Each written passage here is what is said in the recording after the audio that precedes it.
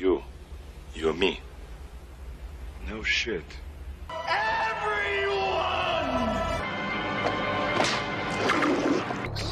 Hightailed it out of there.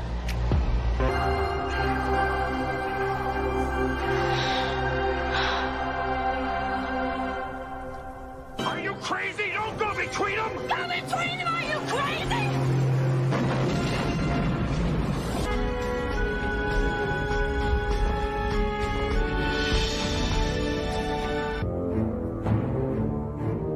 There's too much hope.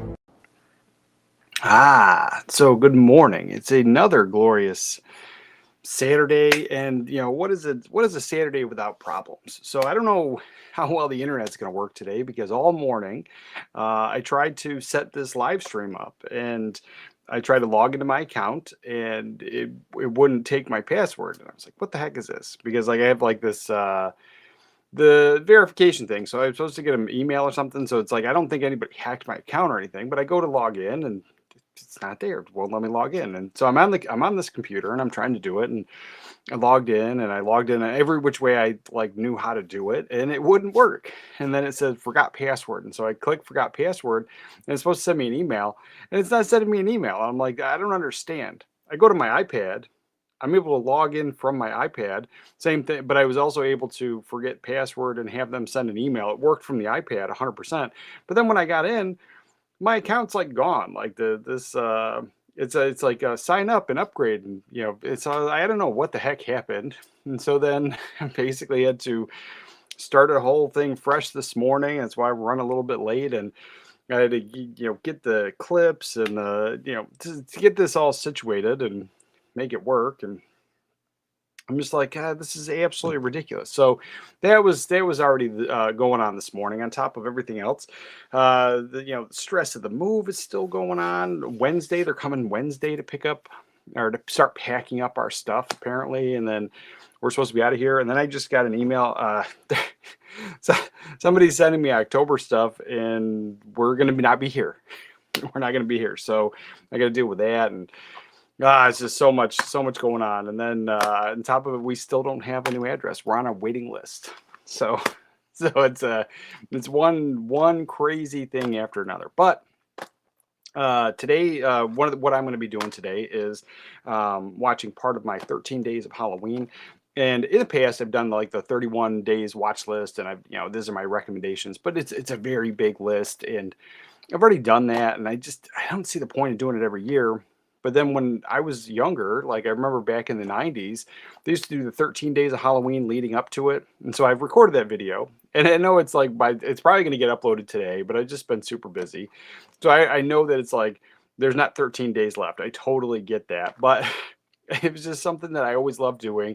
And so part of my list, and so I'm going to watch two because I missed yesterday's. So giving you a sneak peek at 2 of the 13 movies. Tucker and Dale versus Evil. I'm watching this one. I absolutely love it. Think it's fantastic. Super fun.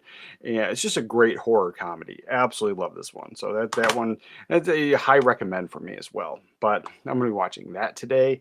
And this one, I've only seen it the one time, and then I've seen the sequel. So it's like, I like the first one. I don't think I like the sequel. But it's Don't Breathe. I thought this was pretty good for a more modern horror film. I really enjoyed it. So I thought it was a great cast all around, and I'm going to be revisiting this one. And that's that. That's 2 of the 13 that I had on my video. And like I said, I'm going to try to get that video out later today, maybe tomorrow. But I totally get, forgive me. I've been busy.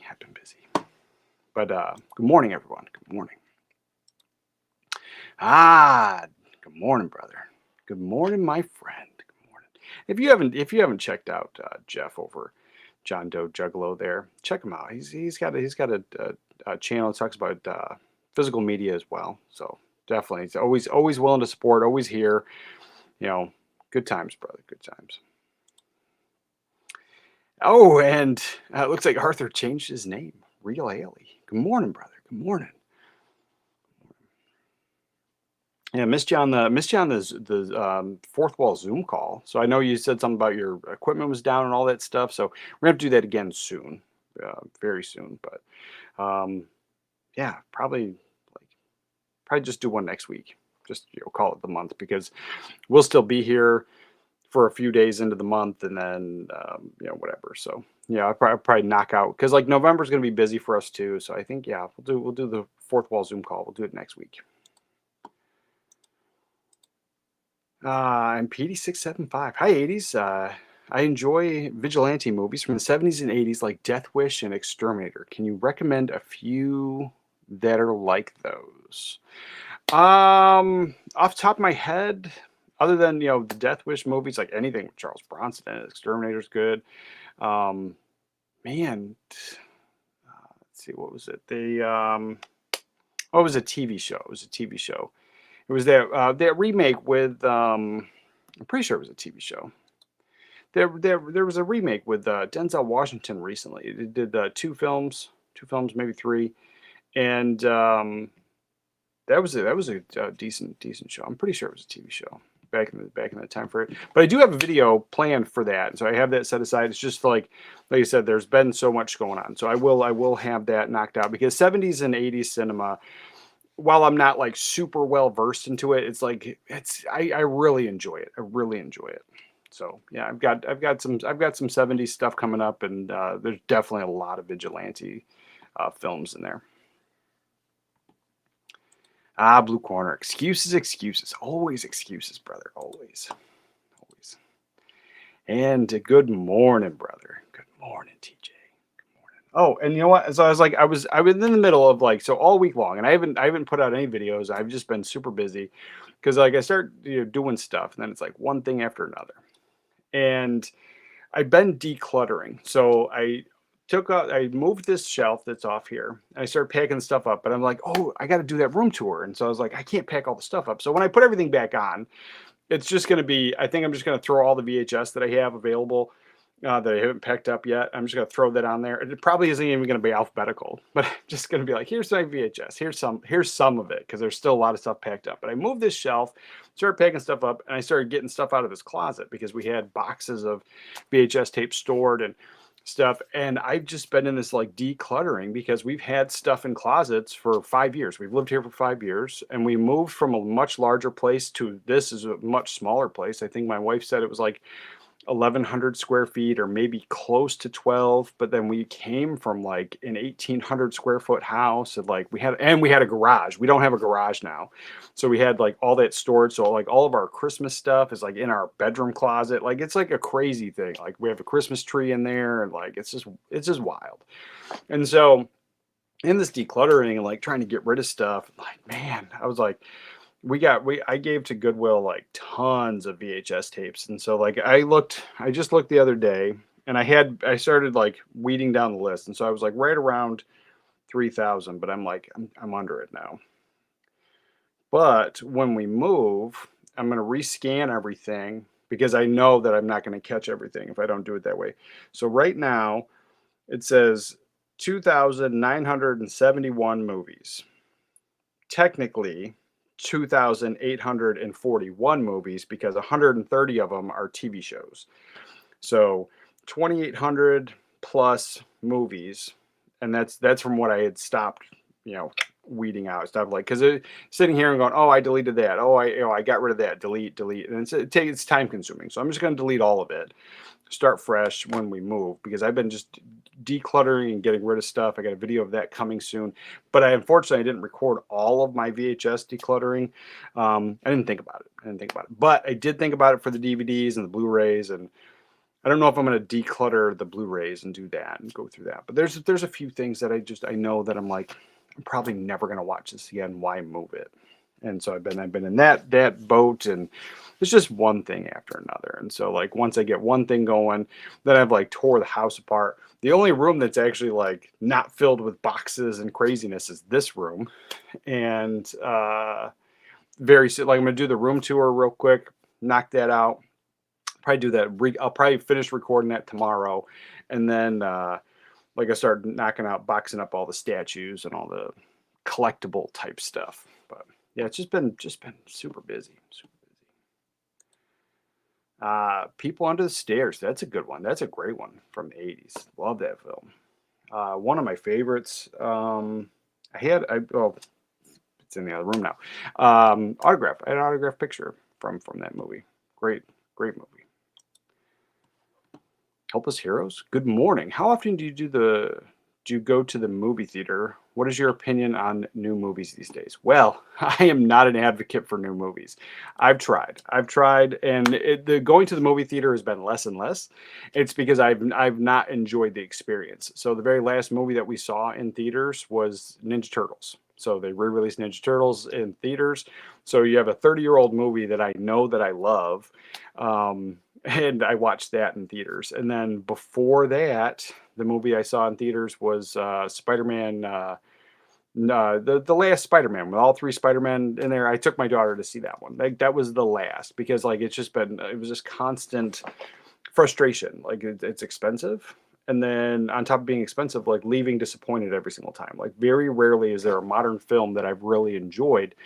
And I understand that there's like this, politics being thrown in cinema and entertainment and the woke stuff and that conversation and stuff. And I don't care about any of this stuff. I don't really get into it. I've never been like one, like, oh my God, this is so woke. Like I've never been for that, but I've just watched the movie and then been disappointed because I hear all day long political nonsense. And I'm not a political person. I just don't care.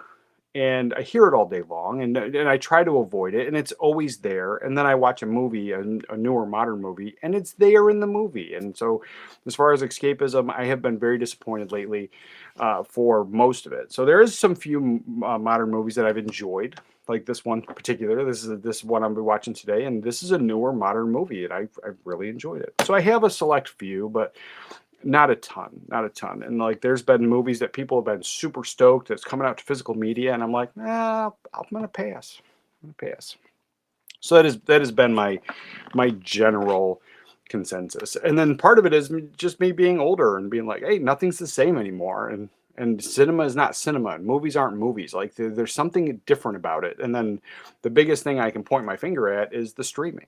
Most things seem like they're made for streaming, and it's this like we're super consumable content that's meant to watch and forget. It's not meant to revisit and own and enjoy. And it's just like, I don't know, it's not the same. Let's see. The Annihilators. I haven't seen that one. I've checked that one out.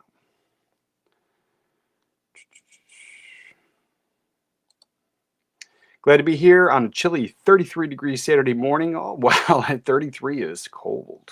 It's cold. It's been colder here, so I got the well, it's a stupid Navy term. I got the watch cap on because like that's what they called it in the Navy. So like some people call it toboggan. Like I grew up, this was always like a beanie where I grew up, but I know my wife calls it toboggan sometimes. But the Navy days watch cap. So I got this on. It was cold. It was freezing cold this morning, and like here in Virginia, it's not that cold. It's not 33 degrees cold. I don't know what the temperature was outside, but it was pretty chilly this morning. I threw out the sweatpants. I got a sweatshirt. I got the beanie going, and I'm finally just a little comfortable. But I think like by this afternoon, the sun comes up, it'll be back to normal. But it was pretty chilly this morning. And Scuba Steve, 100% agree with film experience in theaters. I hate people with cell phones in theaters. Oh my God, that is horrible too. Because like, and it was the thing, and I tried telling my wife. So watching a 30-year-old film in theaters, the very last one we went to see Ninja Turtles, I've got the VHS up there. I celebrate it. I watched the movie. I have it on multiple formats. I have both of the 4K Arrow videos coming, and I'm stoked. I'm super stoked. Love this movie, but I've seen it more than enough times that I don't have to watch it, especially in theaters.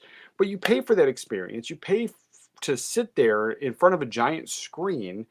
And then it baffles me that somebody much younger than me, who has probably never seen the movie or seen it as many times as I have, is sitting there on his phone just scrolling away the entire film, and it was a little distracting. And I had my phone off. I text TJ, like, we went to go see the movie. I text him about it, like, and that was it. Then my phone was off. It was in my pocket, and I just watched the movie. Like, it's just ridiculous. Now I get at home, maybe, something happened, you get on your phone or whatever. That's a different story. But you pay for that experience. Why didn't this guy just stay home? And it bothered me. But yeah, cell phones in theaters is an asinine problem. And like I could totally understand, like, if somebody's like, they got a babysitter, maybe they're checking it, like there's a problem at home. But to scroll like actively on social media while you're supposed to be watching a movie, or you paid to watch a movie, yeah, ridiculous. I feel you. I'm still trying to have hope and keep the theaters alive. I do. I love the theater experience. That's the issue. Like, I haven't gone because for me there hasn't been anything really worth seeing. And the few things that I would want to see, I'm either stuck having to see it by myself, which I hate. I mean, I've done it before. I've done it, a million times. But like, to go to the theater by myself, I've never enjoyed that. Because for me, I love movies, and it's more than a hobby. It really is a lifestyle for me. And I watch, at least 3 movies a day. Now, I'm not always sitting down in front of the movie watching it, like, super laser focused on it, but there's a movie playing all times of the day. And, pretty much at any given time, there's something going on. And I just enjoy that. But what I enjoy more, especially like going to the theater, or, in that sit down experience, like super laser focused, sharing my passion with others. And so to like go to the movie theater by myself, it's always like, I'll buy it on Blu-ray or 4K, and, I'll check it out when it comes out. But yeah, like, I don't know. It's frustrating. I do love the theater though. I love the theater. If I could have, like, if I had ample room and have like the full, like, actual like theater room with nice seating, and the projector and the whole thing. And I've got a couple projectors. They're older. I've got a couple projectors and a couple screens, and so I'm able to hook up like VCRs. And the other one I just got is a 4K, is a 1080p projector. It's not the greatest, but it's portable. It's got batteries. It works outside. It's really awesome. It was great camping, so it's very functional and wonderful for what it is. But if I was to spend the money and drop it on like a nice 4K projector and have like the room, in a heartbeat. Let's see. I feel you, brother. I'm Air Force at my 6th base, about to retire in a year. Nice. I have 6.6K plus Blu-rays. Oh my God, nice. I had, like I said, I was very close to like the 3,000 range. I just started decluttering, and now, granted, there was a lot of VHS that I had. The same VHS. I had like a couple copies of it, whatever, but those were never scanned. So in that, like, close to 3,000 movies, like a lot of the VHS that I got rid of, I hadn't even had in here because there was a lot of double. Like, I had 2 copies of The Patriot, and just a bunch of stuff like that. Because while it's been in storage for 5 years, I'm still out here going, oh, I haven't seen this movie in forever, and let me pick it up for $1. But yeah, the struggle is real. Yeah, and then and the thing is now, and I just found out, because we're, military move. We're doing we're going to an Air Force base. We're my wife's in the Navy still. I got out, but she's still in, and so we're in the Navy, and we're going to an Air Force base, and we're on a list. We still don't have a house yet, and we're supposed to be out of here in by, I think, the 7th of November, and we still don't have a house yet. So it's frustrating. Let's see. I picked up the 2025 version of Red Sonja, much maligned online, but I got during release week, and I've watched it every night before bed since. I wish everyone would accept, to each their own. That's the thing, is like, I have no ill will. Like, if I don't like a movie, I'm not gonna shame you for it. Like what you like. Like, that's totally it. Like, I have movies I know people hate. Like, I love Howard the Duck. And I'll talk about that all the time. And like, people are fine with it. But then there's people that come out of the woodwork and they're like, oh my God, it's the worst movie ever. And I'm like, I grew up with it. I grew up with it, and it's been on every single format. So people love it because they keep selling it. So, get over yourself. Like, just because you don't It's fine. It's fine. And you don't have to. And so that was the thing. The Red Sonja movie, I tried watching it, and I might try to watch it later on again and try to watch it. But I tried watching it, and then just a few minutes into it, I was a little frustrated, and I just wasn't into it. It wasn't sucking me in. And the biggest thing for me was the big bad guy is this little tiny man. Any one of his minions could just like snap his neck, and it just kind of frustrated me. I didn't like that part, and so like we ended up just watching the old Red Sonja, and we had a much better experience with that because it was my daughter's first watch on it, and it was just, I think it was a better watch. So I'm gonna try the Red Sonja again, but man, if you love it, man, like enjoy it. What do we got? Scuba Steve, 70 here, but cool weather is on the way.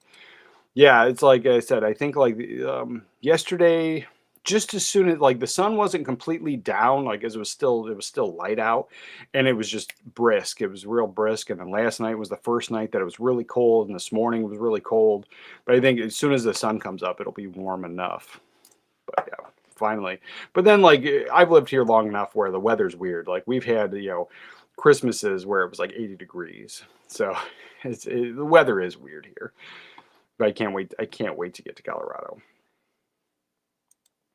Late to the party. Figured you were busy packing, moving, prep this weekend. No, it was. Thanks for showing up, brother. But no, it was not that. I was late today because I was busy trying to get this stream to work. Like I tried logging in, it wouldn't let me log in, and it was like a whole thing, and I had to redo everything. It was a whole thing, and I couldn't log into my account. And then on the computer here, it wouldn't let me do it. I could do it on my iPad, but then I couldn't do it here. And it was just like I had to start a whole new account. It was like ridiculous. So yeah, frustrating. Let's see, what do we got? I saw a pretty good Suspended Disbelief, mindless and film. It reminded me of the 80s blockbuster Played Dirty with Mark Wahlberg. I like that film. That's a new one I like, but it is that thing. Like you got to suspend disbelief a little bit. It was really, really fun. I don't think it was, I mean, maybe it is a Netflix thing, but I swear it was an Amazon thing because I don't do a lot of the streaming services, but we have Amazon, and I just happened to watch it. So I like that movie a lot. But I know it's like it's it's predictable. It's a very predictable movie. It plays it really safe, but it was fun. I enjoyed it. I really enjoyed it. And Mark Wahlberg wasn't carrying. I didn't feel he was carrying the movie. The rest of the cast that was there was doing a lot of the heavy lifting with some of the side jokes and the stuff like that. There was sight gags. I felt like it was a movie, but at the same time, I did feel like it was a made for streaming or made for TV kind of movie. Didn't have that big giant blockbuster feel, but fun enough. And I want it to come to physical media. That would be a day one purchase for sure. And if it doesn't, I might find another way to get it on physical media. But that being said, I like that one. I did. Play Dirty for me was a fun one.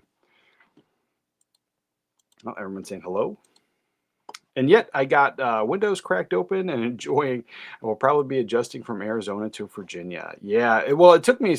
I've been living in Virginia basically a decade, and coming from New York, upstate New York is where I lived, and like we had cold winters. It was cold. I had the thicker blood when I first got here. It was kind of the same thing. Like people were like, "Oh my God, it's cold," and I'm like in t-shirt and shorts and like whatever. And it took me. Now I'm like, now I'm freaking cold. Like I think I got the thin blood. I'm cold all the time. And then last year, this year, I lost well over 100 pounds, and so I dropped a ton of weight. So that didn't help either. But yeah, I'm freaking cold. I'm cold. But yeah, I can imagine Arizona's probably too hot for this place. Let's see. Oh, we already talked about that. Got that. All right, yeah. So there's those things. Those are the things I'll be watching. Obviously, just as always, let me know what you're going to be watching this weekend, and let's dive into the things that I'm excited for. Now, again, I'm putting a huge buying pause. I've only bought one movie this month, and that's because it's a movie that I've been waiting for a long time. It had never come to physical media. It finally did, but then when it did, it was an IFC film. It's a Sleeping Beauty with Emily Browning, and I had never seen it, but it was an IFC film, and it came out, and I think it was at the higher price point of like closer to $40. I think it was like $35, $36. And for a movie I've never seen, I don't know if I'm gonna like it. And to spend that kind of money, I was like, I don't think so. So I waited, and then finally it was like $22 on sale, and so I was like, all right, that's a $22 movie. I'll pick it up, and so I did pick it up. That's the only thing I picked up this month so far. And then, I mean, other than stuff that I had on pre-order, but that stuff's also getting delayed, tons of delays. And then speaking of that, we have, I wrote down, what is this? Oh, House Party. House Party is getting delayed until January. So that's something that people were super excited about. Because I'm, not buying anything right now, and I'm putting a pause for the move and trying to figure stuff out. That doesn't bother me so much, but I think it would if I had been staying here and I was like super excited about getting it. It's another thing I didn't have on pre-order. I don't even know if they had pre-orders up, but it was something that I knew I just wanted to like go grab it in the store anyway at some point. So it is one of those things. But I know a lot of people are probably going to be frustrated that it's getting delayed until January. And off the top of my head, I don't recall the original release date on that. So that's one. Do I even have it pulled up here? I do not. I do not have it pulled up. Yeah, that's something that's I wanted to knock that off before I forget about it. But then as we talk about some of the things that were coming out, here's something that I think we knew about. I think we've mentioned it before here. And the Shout Select put this out a while ago, and it was the Pink Panther series. And so now Kino Lorber's putting out the 4K version of this, and that's great. There's let's see, let me share the screen. You're not just getting the one Pink Panther, you're getting all of them, looks like, or a few of them at least. So Revenge of the Pink Panther Strikes Again. Let's see, what is this one? This is you're getting the Pink Panther, A Shot in the Dark. You're getting all those on 4K. You're getting new restorations of the original camera negatives. Doesn't look like anything else new, but you're getting some cool stuff there. And if you are a fan of these movies, 4K is probably going to be the way to go. And I know that Shout Select Blu-ray set, it's been long out of print, and it did come up on the very expensive list at some point. I don't remember what it was, but like I think those movies, they had to have been at least over $100 if I was mentioning it on a list of these are out of print and very expensive. So, I mean, obviously, $60 movie is expensive, but like I think I've tried to keep it around the $100 range. So that's very expensive for the Pink Panther stuff, and so now you're going to be able to get these, which is super nice if you're a fan. See, in August, Criterion announced House Party for their November release slate. Yeah, so that's kind of sucky. A couple months, you're gonna have to wait for it. And I know people were super excited about it, and I was excited as well. But it was one of those things that just kind of fell in the move, and I'm like, I knew I wasn't going to be picking it up till later anyway. So for me, it's not that big of a deal. But I understand. Like I said, if I was wanting to go like this week and go pick it up, or next week, or whenever it was getting released, it would be a little disappointing. Let's see. This is a huge one. See, I'm waiting for that Boogie Nights Steelbook Amazon pre-order to drop. Freaking love that art. It's amazing. And and I thought it was AI, but I was corrected. It's a Japanese artist actually did that. So I'm super excited. And if for whatever reason, if I can't get it, because I'm not a big Steelbook collector anymore, and I'm tempted to not get it, and just tempted to print my own custom cover using that art for the standard 4K. But if not, I would love to get that poster and get that framed up. Sure. But yeah, so we got that's coming out, and then this one here, Thunderheart. I think this is the first time it's been out. I've never seen this movie, and so this is an old one from I think the 90s. Yeah, 1992, starring Val Kilmer. So you got Val Kilmer, Sam Shepard, Graham Greene. Thunderheart, something I've never seen before. You're getting a new 4K restoration, Dolby Vision, HDR, audio commentaries, so stuff that's been out before. But this is a movie that I had never seen, and it's you don't have to twist my arm too much to watch a Val Kilmer movie. So I'm in. I'm gonna just blind buy this one and pick it up. I don't know. Wait, when did it get released? Comes out January. Yeah, so yeah, in January that's going to be an easy pickup for me for sure, and it's high on my list. We've talked about this before. We had the rumor that this was coming out. So Breakdown. I have the I just rewatched it recently, so I have the imprint Blu-ray. I'm gonna stick with it. It's a solid Blu-ray. It looks amazing on my OLED. I don't think I need to double dip on it, but Paramount's putting this out. If you haven't seen it, it's a fantastic movie with Kurt Russell.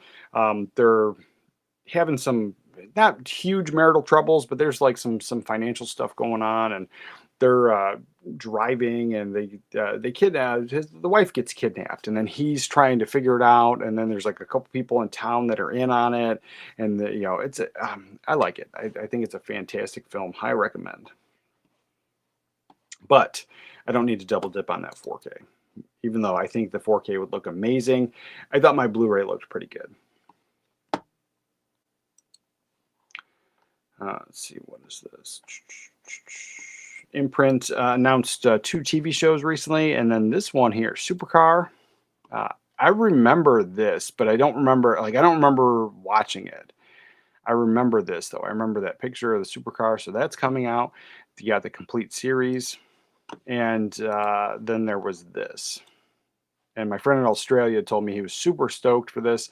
So I'm going to check it out myself. I'm probably going to try to pick this one up. Rod Sterling's Night Gallery. You got the complete collection. So 2 TV shows that are coming out in January from Imprint. And I love how they do business. I love the big chunky box sets they do, and everything comes individually. At least the seasons come individually like that. There was a few other things that I was stoked for. The Umbrella releases. Those are pretty excited. Let's see, what do we have? So this is a movie that I never, Lesbian Space Princess. I don't think I need that one. Interesting though. It is interesting. It's a cartoon. I don't think I need that in my life. But if you do, more power to you.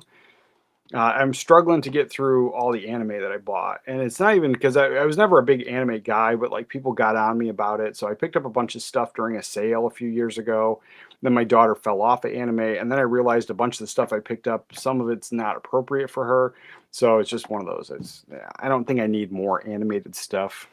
But then I'm frustrated because the Archer TV show, they only put out 9 seasons on DVD, and then they stopped. They think they made 10 or 12 seasons. There's a couple more seasons, and then they just stopped putting them on DVD, and now you can get them digitally or watch them digitally, but that's it. And you know me, I'm a physical media guy. I own the 9 seasons. I want the rest. And so I think I'm going to figure out how to get those on physical media sooner than later, because I do like that show. And so I'm I don't need more animated stuff in my life, but I do want to finish watching Archer. So I like that one. And let's see, what do we got? Rick and Morty is a really fun series. A lot of people tell me that, and I tried watching one thing, and I don't know. I don't know if I was just not in the right frame of mind. I think it's fine. I see the connection of Back to the Future. I kind of see that connection. I think it's super fun, and in the vein of Futurama and that type of stuff, and maybe even a little bit more. But I don't know. I might give it another chance. I just don't know if I can invest myself in another cartoon like that. Let's see. Thunderheart is good, not great, but Val Kilmer. It's Val Kilmer. It's enjoyable. I've watched it a few times. Yeah, I'd definitely check it out for sure.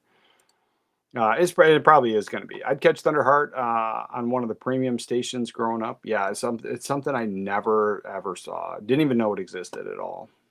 So, yeah, that one I'm looking forward to, and I don't mind grabbing those Saturday afternoon movies. Those they're not super top notch, but they're fun enough. They're enjoyable, and I've always just referred to them as Saturday afternoon films because and I know in England.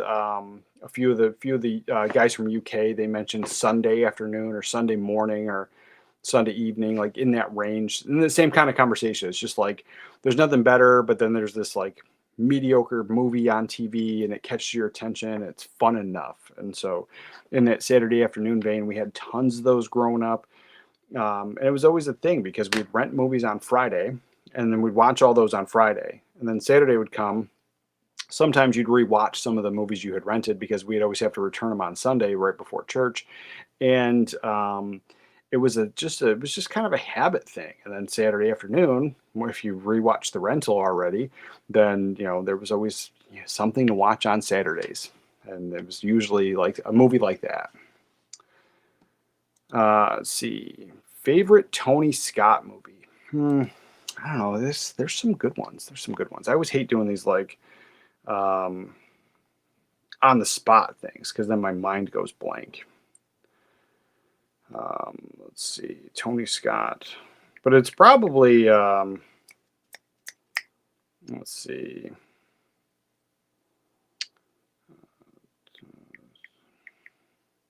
probably True Romance is probably the one. Let's see, probably my all-time favorite Tony Scott film is True Romance. Let's see, real quick, what did he do? Not producer, director. He directed 32 Things. Unstoppable was pretty good. Taking Pelham 1, 2, 3, the remake was pretty good.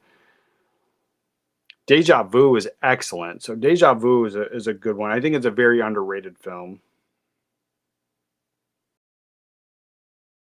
Enemy of the State is another one. I love that one for the holidays. For me, it's a Christmas movie. It takes place during Christmas. So Enemy of the State's a great one. The Fan is phenomenal. I like that one. Crimson Tide is amazing. I do have to pick that one up. So I had never seen Crimson Tide growing up, but last year I was sick and I was actually like laid up in bed for a while, and so I did catch Crimson Tide on. It was on streaming at some point. Like I think Amazon had it, and so that was one. But yeah, The Last Boy Scout is another phenomenal one. I do have to. I want to import the UK Blu-ray for that, and I keep forgetting. So that's a great one. One that I don't think it's talked about enough, but I would say True Romance is probably my all-time favorite one. I mean, Top Gun's good. Like, there's so many good ones, but yeah, all-time favorite, it would probably be a toss-up. True Romance, Last Boy Scout, and I honestly, I did not like Man of Fire. I know a lot of people did. It wasn't for me. And Deja Vu. So those three would be my top three Tony Scott films. True Romance being the number one for sure. Let's see. Some of these companies disrespect TV series too much by not releasing them completely on physical media. Oh, for sure. And I mean, I get like, sometimes the argument's always like, well, people weren't buying it, so they stopped making it. And while that might be true to some point, people were buying Archer and people were watching it. Like, so and they were almost done. So like they just stopped to save money, line their pockets, that whole thing. But like, who's the boss? Who's the boss? It's a great show, and there's a huge fan base, and people want it on physical media. They've been clamoring it for years. There only was season 1 put out on DVD, and that's it. No other parts of the season or no other seasons were ever put out, and I'm sure you can probably stream it somewhere. But like, there's that. Then there's the TV show never got put out ever. And you can get there's some like bootlegs from like VHS rips that are out there. I've seen them, but just the 10 of Us was a American TV show. It started on Friday nights. It was a spinoff from Growing Pains, and it starred 3 of the girls that were in the Freddy movies, the Nightmare on Elm Street movies. There was 3 of them that were in that TV show. I think at least there was 3, maybe 4. But Heather Langenkamp is the one. She was in the show. And I think that one's all tied up in rights issues because of music. And with that being said, I remember like it was on TV, like the reruns were on TV all the time in the 90s, like well after the show had ended. And that's where these bootlegs come from. Like people recorded them off VHS and then they put them on DVD at some point. So it is one of those things, like it just between rights issues and then just not putting out the rest of the seasons. It's a frustrating thing. Let's see. My neighborhood film store abruptly closed. Local news covered it, and I was 3 weeks ago, and I bought a movie, had a case in storage I had never got, which annoyed me. He had 15,000 obscure films. Oh, that sucks. Wow, that does suck. Let's see. Then we got, let's see, Classics International, limited release, out of print stuff like that at my local neighborhood film store. Oh, man, it does suck when that stuff goes away. I think movies like Red October, Crimson Tide would be great 4Ks as an upgrade, would make those underwater scenes pop. Oh, for sure. Like I would be 100% on picking up a 4K. And I think that's why I haven't picked it up. I really did enjoy it. My first watch was like back in February. And so it is out. But yeah, I think I'm waiting for the 4K on that. If it comes, I don't know. But it's one that should. Phenomenal film. And again, like I feel like any of the older films, especially anything that was done in the '90s, recorded on actual film, could be an amazing 4K. Now, granted, depending on how the lighting was and different things, there sometimes there's a potential for certain scenes to be amazing and certain scenes not to be amazing. But overall, I think it would be great. Feels like a fair amount of shows that are stuck are music rights issues. Yeah, and that is I mean, I don't know if it's like a greed issue or what, but I don't know. At some point, I get if the studio's putting something out again, they're making more money on it, and then so I can understand those people wanting that money, but at the same time, those actors generally. I mean, yes, there's like contracts where they get back end money, but if they're putting out the Blu-rays again or the DVDs again or something again, like are the actors getting big giant paychecks again? So why would the music rights issues be the same thing? And I mean, I get that's how all the contracts go and the lawyers, and I'm not one of those, just a guy with opinions, but it is kind of frustrating. Like not everybody that worked on that film is getting paid again. So why is there the music an actual issue? If it was paid for that movie, I don't know. But I get the argument. They're putting it out, they're making money again. Why doesn't everybody? But it is a frustrating thing. And it's the same thing where like some studios, they when the I don't have anything new here. Everything is new. But if they have the original poster art here and then they re-release this and then it's different art, and then the argument is like you can never please anybody, but I've seen it both ways where they're like, oh, how come they didn't do any new art? And then people are like, I hate the new art. How come they didn't put the original movie poster? And then always the argument is, and it leans towards, well, they didn't want to pay the original artist more money to use their art again on a new release. And so that's a thing too, where it's just like, but the actors that are in the film, they're not getting paid again for the most part. I mean, I'm sure there's back end deals, and I don't know how any of that works, but I understand that if they get paid, $10 million for the role, they're not getting paid another $10 million to put this movie out again, or whatever it is. Let's see. Acres of movies. Nice. Would Denzel in the next Exorcist be good? I think Denzel would be good in anything. He is getting older now. So I mean, like, I would like to see him in, some of those roles that are not particularly, maybe that where he's not like the leading man per se, or he's not like the main character, and then maybe have a team going on. Maybe not necessarily a team. That's like kind of a poor choice of words, but having some like nice co-stars and maybe not having them super young, but having him in an older role, I think would be great. And so it could has potential for an Exorcist movie. I think would be pretty good. Why not? Why not? I mean, Denzel is for me easily in my probably top 10 favorite actors of all time. Like he's a great actor, and it's just you can see in any of the things that he's done, like he puts everything into it. And so some actors, some actresses, you can see that they're just there for a paycheck. They don't really care as much. And where some actors, it's their thing. And Denzel, I think, is one of those.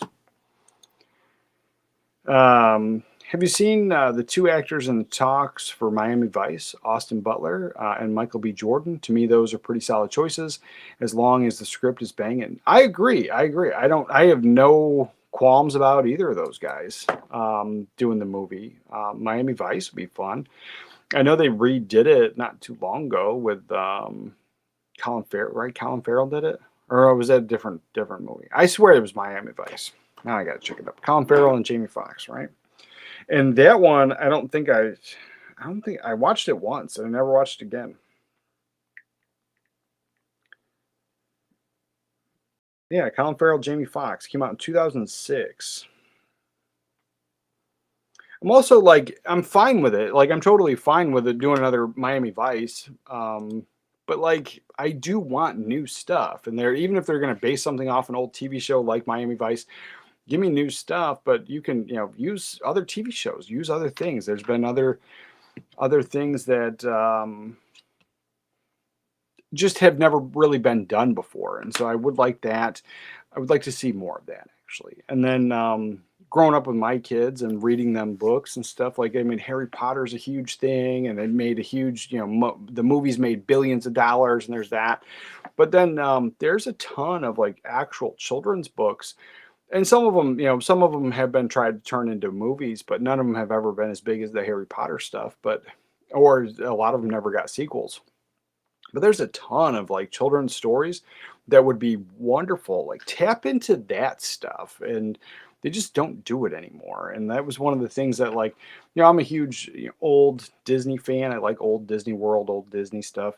And that was one of the things like Walt would go to old books, get the rights to them, and then turn it into movies. And they're not doing that anymore. Everyone's looking for that original idea. But when you take an original idea, you know, anybody that has an original idea takes and pulls different pieces from every which way to then create that idea.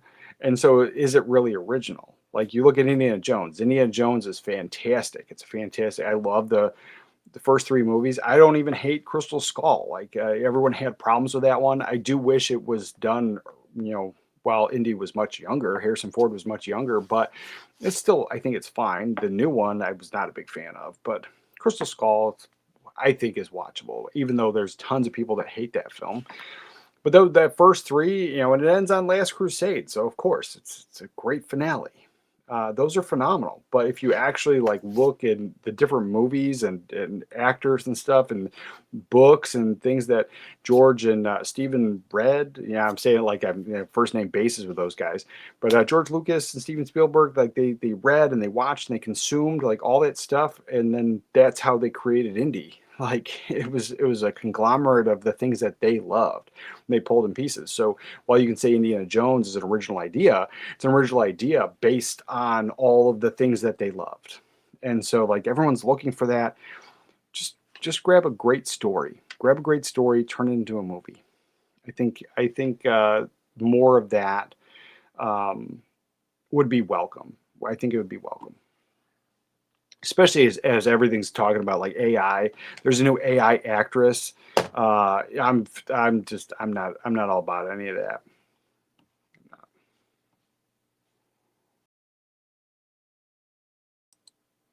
It's odd to think of Austin Butler as a young kid from the Shannara Chronicles. Yeah, it was like, yeah, I know what you're talking about now, but yeah, I liked that show.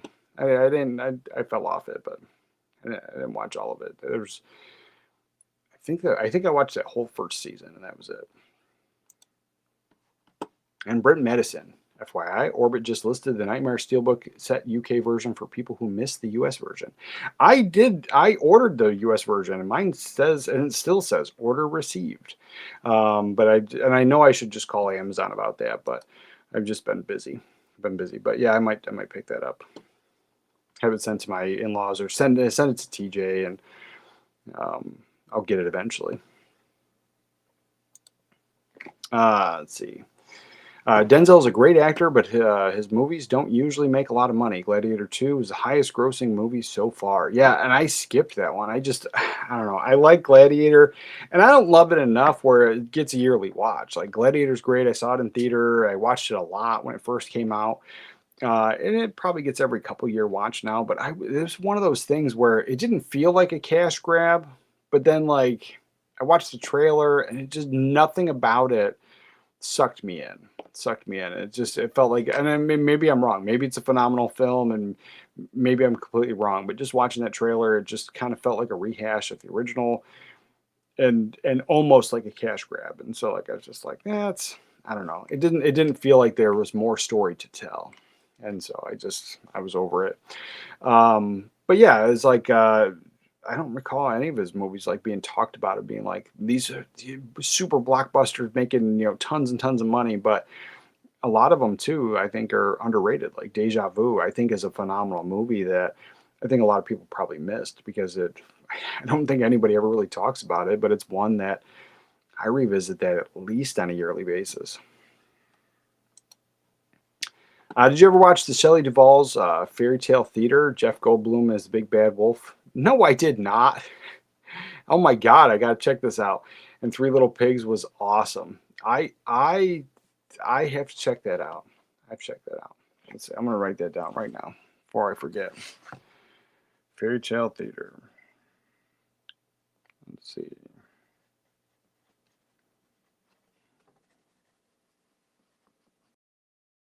Yeah, that sounds super fun. Would you like would you like to King Ralph Special Edition? Um, I like the movie. I have it on Blu-ray. I think it's good. I don't know. It depends on what the special edition is. Like if it was a big chunky box set and I didn't have it, sure, I'd probably pick it up. But I have the Blu-ray. I think it's fine. Would I upgrade to 4K? And unless it was on sale. Like we're talking like if it was on sale, one of the Black Friday things, I'd probably double dip and get that. I enjoy King Ralph. If it came with if the special edition came with like things that already aren't out there, like if there was interviews and commentaries and stuff from back in the 90s, like, obviously if you get new stuff, totally fine. But I really don't need to always hear, opinions about a movie from one certain modern day film historian or critic or whatever, because like sometimes people's political beliefs and stuff that like feeds through into what they're talking about, and sometimes they purposely stick certain people, and I've seen that in like the newer modern stuff where they kind of like, well, this was made during a certain time, but it's totally for the historical context and you got to give this whole kind of lecture instead of this is what the film was about, and and people just reminiscing about working on the film. Like I would rather have that than a modern day historian giving excuses of why something was made 40 years ago the way it was. And so in that, yeah, give me King Ralph, but give me stuff that we don't have. I'd be into that for sure. And Cinema Dave, hey brother, happy Saturday to you too, brother.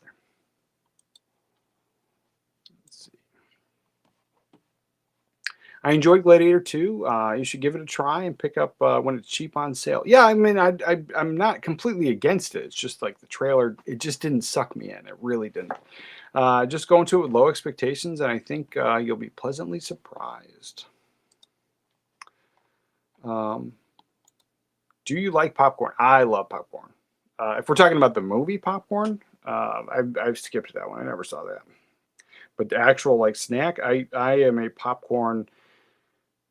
I'm a popcorn guy for sure, and I make it from scratch. I use pork lard, 3 tablespoons of pork lard. I put it in the bottom of the pan. I put I think it's a half a cup of kernels. I put that in the pot, and then I just pop the popcorn.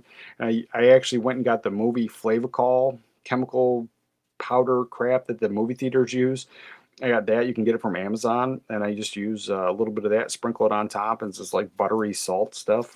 And yeah, I go all out. I love popcorn.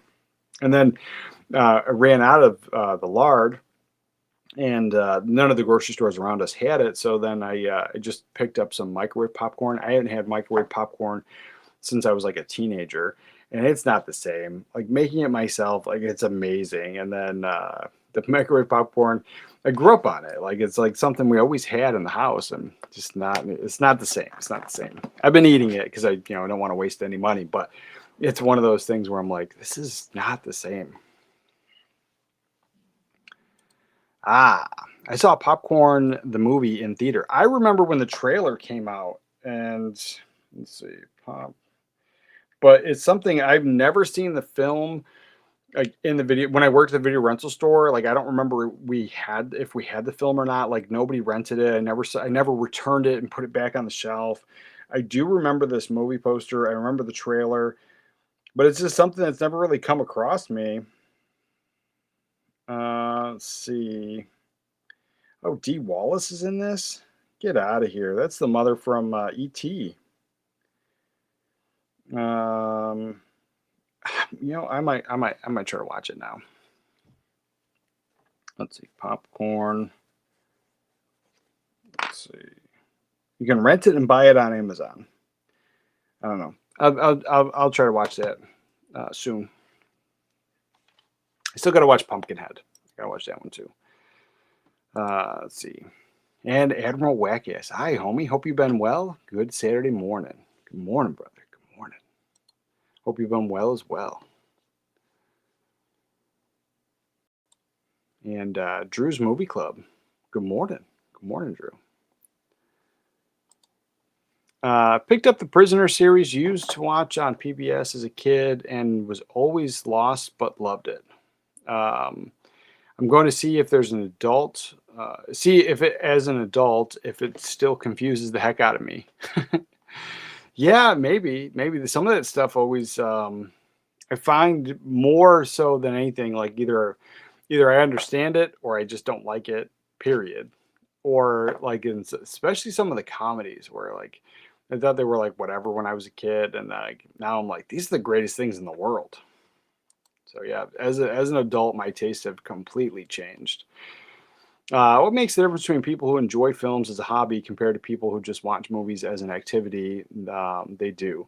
Do you think there's a difference in how they consume the films? Yeah, 100%. So the collectors and people that love this hobby and get into film and talk about film, like I could talk about film any day of the week. Like it does not matter to me. But generally, people that I've met in my own personal life that just consume film, they just watch a movie.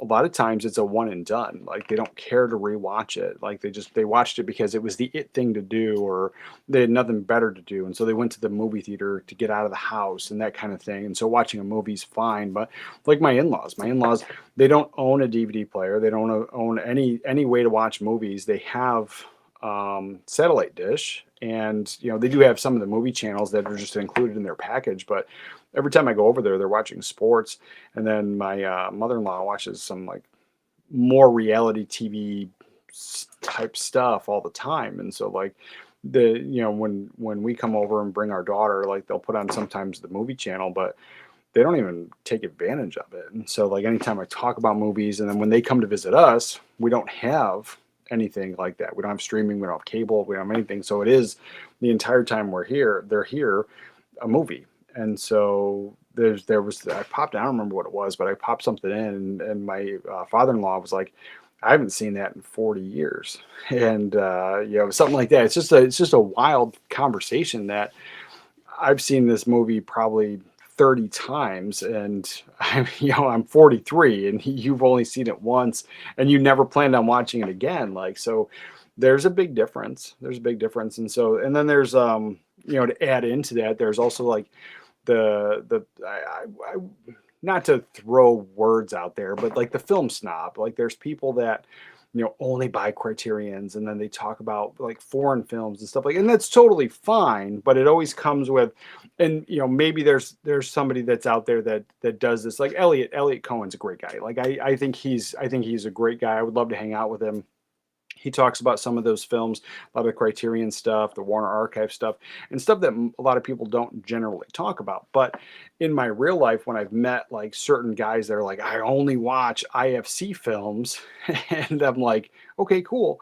And we talk about it, they would always have that air that they're better than you. And it's just like a weird thing. And so I think there's three groups of like the movie people, and your general public, regular average guy or girl that watches a movie or goes to the movie theater just to watch it and then be done. Most of the time it's a one and done thing. And then even that, like my wife has her favorite movies, but she wouldn't even own them. Like, if it wasn't for me. And so all this stuff, she doesn't care for. She doesn't care. She wouldn't buy it. She wouldn't own it. And then most of the movies that I have, she doesn't even like. So my wife is a movie watcher, and like her favorite, like one of her favorite movies, Red Dawn. She didn't even own that movie. We do now, but and with Twister, she loves Twister. She watches it at least once a year, and we had that on VHS for a long time, and then I finally bought her the Blu-ray. And then shortly after, the 4K came out. And so then I picked her up the 4K. I got rid of the Blu-ray. I just recently got rid of the VHS, but for better part of 10 years, we only had the VHS of Twister, one of her favorite movies that we watched once a year. Yeah, so I think there's a big difference for sure. But at the same time, like everyone loves film in a different way. So it's like, again, it's no judging. It's just that they're different. Submarine movies are some of the greatest out there. I served in the SS Continent, or Connecticut. I don't know why I said continent. The SSN Connecticut. And those 4K upgrades would be sweet. They would be for sure. Yeah, it's like, I don't know. I don't think I could ever. I was on a destroyer when I was in the Navy. I don't think I could ever do the submarine thing. I don't think I could. Not that it was like going underwater and all that stuff. I think that'd be fine. I think it'd totally be fine. But it's the conversation of the hot racking where you don't really have like your own bed and like you got to share it with other people. When they're on off, and then you got to sleep. Like I don't know. I don't think that's for me. But yeah, I think I miss the Navy. Being out to sea. So anytime I watch any of those movies, I'm not a war movie guy. Like I've got a few war movies that are great. They're phenomenal movies. You have to have them. But any Navy movie, I'll watch any Navy movie for sure. My brother-in-law went through my movies recently and referred to me as a cinephile. Me? What now? Would you consider yourself a cinephile? No, but I've been called a cinephile. I wouldn't. I enjoy film. I enjoy cinema. I have an eclectic taste in movies. Like a lot of people lean into whatever they prefer. Like obviously there's huge horror hounds that just they lean into that pretty heavily, and like they're super familiar with it. They have all the movies. They can talk about it. But then I like a little bit of everything. I've got movies. I've got silent films. I've got a lot of old black and white films. I could watch those any day of the week.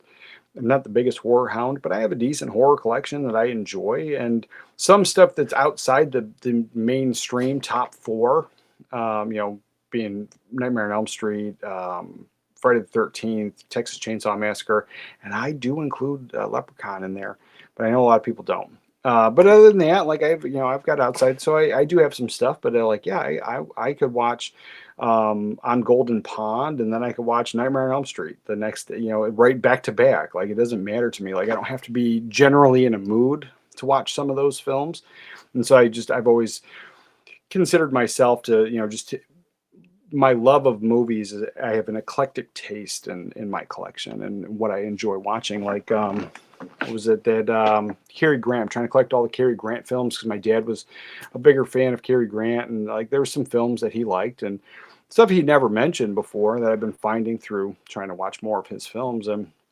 that Bringing Up Baby with Cary Grant and Katharine Hepburn.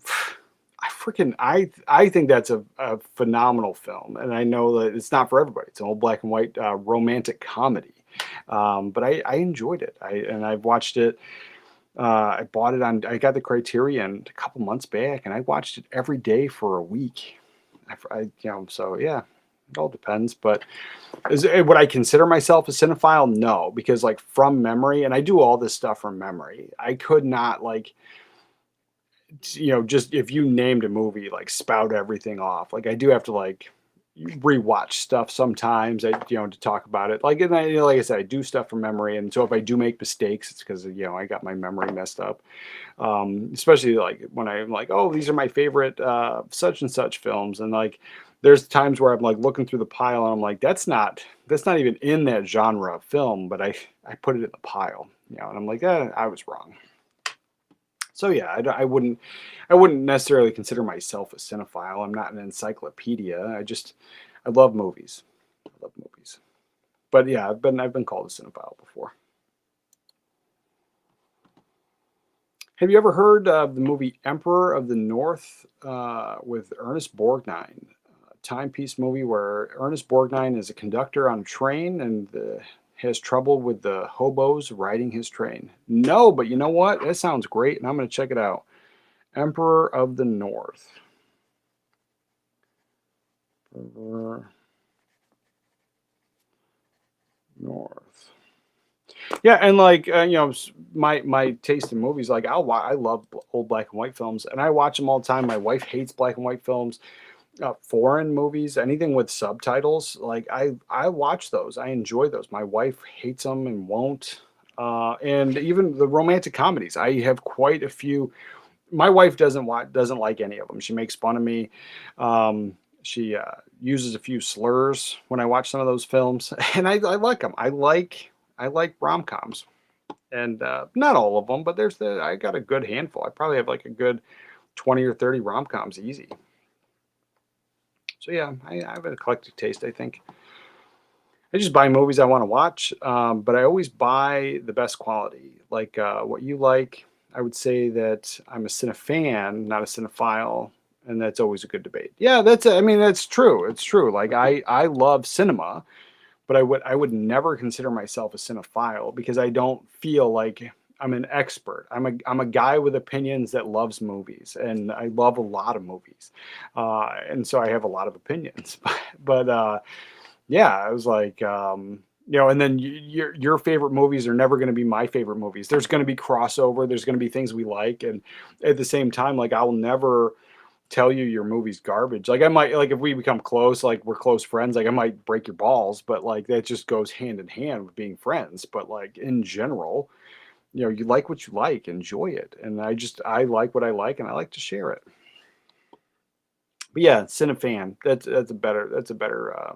I think of myself that way a lot better than I would a cinephile. And again, I think it's just because I'm not an encyclopedia. Again, it all comes from memory, and as I get older, my memory is not that great. Make Rescuers and Rescuers Down Under live action with Ryan Gosling and Sandra Bullock, Murder by Numbers reteaming.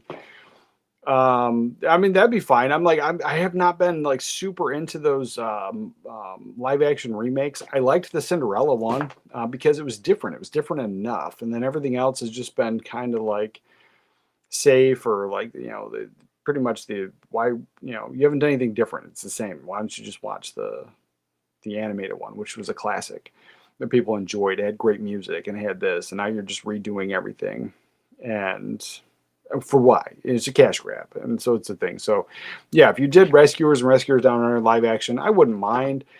But at the same time, like, yeah, make it different. Like, the same, give me the same characters, give me the same thing, but give me almost like it's like a third movie, similar, maybe even just a similar plot line, but different enough where it does feel like a third edition.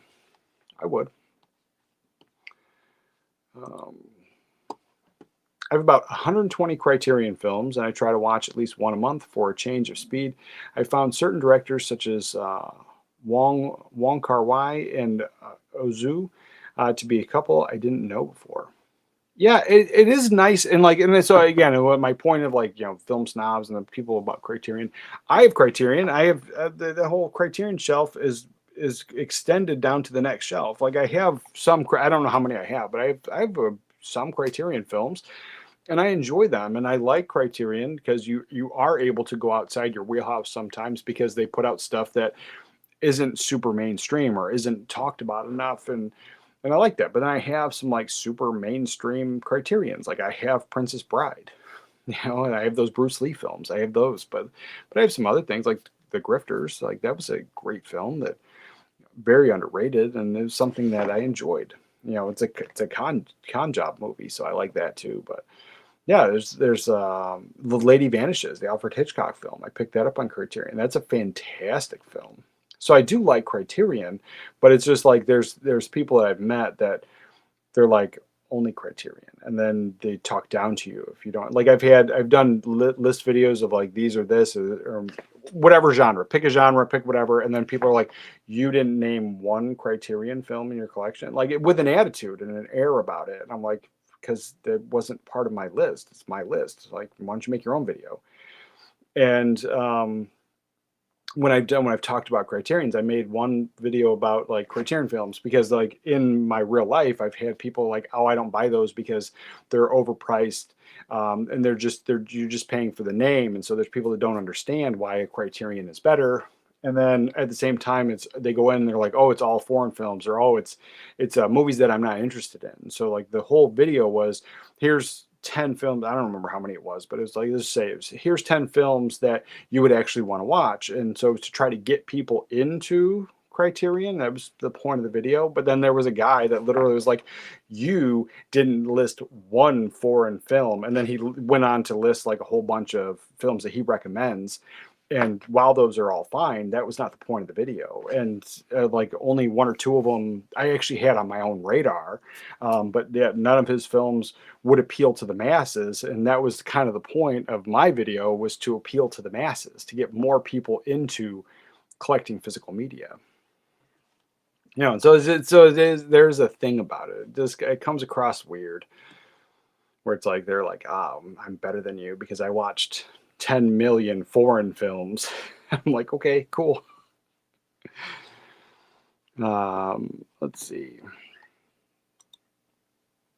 I was a torpedo mate, so I never had to hot rack, thankfully. Thank you for your service. Well, you as well, brother. You as well. Let's see. I watched Alfred Hitchcock To Catch a Thief with Cary Grant and Grace Kelly recently and loved it. Highly recommend. Oh, it's a phenomenal film. I have that Paramount Presents version of it, and I love it. I absolutely love it. And when I got that was my first watch as well. But I've seen it several times since. Great film. And there is something about the older films, and like a lot of people come into collecting in their own way, and you know, I get to hear your messages. I was trying to go away, but it's jumping. But a lot of people come into collecting in their own way, and they like certain films. And that's why I also always start out, if you're going to start collecting, like start out with your 10 favorites. Like just get your 10 favorites, and then if you decide that getting into movies is your thing, one, you own your 10 favorites. They're not on streaming, or they disappear from streaming or whatever. You always physically have them, and that's the point. But if you decide that having movies is your thing, you can always then get outside your wheelhouse and start buying different things, and there's that. And so yeah, it's a nice thing, but always having your 10, at least your 10 favorites, is the way to go. But in that like To Catch a Thief, like I think it's a great thing. So once you get your favorites, it's the older films. I find myself gravitating more to older films, even like from the 30s and 40s and stuff. One, I think they were well made, but there's just so many. I think some of the comedies, like just that wholesome, clean comedy. Like I can take perverted jokes and like do all that stuff, and like the hard R stuff. Like I'm fine with that. I'm not a prude. I'm a man that I was in the Navy, and like so like I definitely I've heard it all. I've seen it all. Like it's just one of those things. Like I'm not a prude, but having a family and having young kids, and it is nice to go back to some of these older films with that wholesome comedy in the like 60s and the 70s and stuff that generally might not appeal to kids, but I could watch it around the kids. And I've even found my daughter, who's like, I hate black and white films, because my wife says that, who some of her favorite, like Some Like It Hot is one of my daughter's absolute favorite films. And it's black and white. It's fun. It's super fun. The Disney remakes feel less live action and more like a cartoon made into CGI. Yeah, I'm just not into it. Did Criterion ever stop re-editing their stuff, or are they still doing that? I think it was just on that one film, but I mean, I think in this modern age, I expect more of it, especially with AI. Have you seen Streets of Fire from the 80s? I do. I have that movie on HD DVD. It's a great movie. I watched it once as a kid, but my mom, who was in her 20s in the 80s, had the soundtrack on cassette in the car, listened to it often. It's a great soundtrack. Yeah, it's a great film. I have that on HD DVD. I think that came out to 4K. I never upgraded, but there's snobs in every hobby. I'm a big gamer too, and people will always say you're gaming wrong, whatever. Let us enjoy our stuff. Oh, I can't tell you. I was like, and me, I put myself out there, and I'm fine. I got thick skin. There's nothing you can say that's going to bother me. But there are people that tell me I'm wrong all the time. And I'm just like, fine. If I make a mistake, cool. I'm wrong. But like in my collecting habits, in the things I buy, the things I watch, like the things I like, you can't be wrong in your opinion. Like if it's a fact, like if I make a mistake and like I say that a movie came out in a certain year and I was wrong about that, sure, I made a fact wrong. But like I'm like, I like Howard the Duck. People tell me I'm wrong all the time. You don't like it, cool, but I still do. But yeah, it's wild. It's wild, and like I get it. There's shitty people everywhere, and I totally get it. But it's like I just it just blew my mind, like being here on YouTube and like and seeing that on a regular basis. Or if I think a movie's a classic, and it's because it's something I can rewatch over and over and over and over again, and I've been watching it since I was a kid.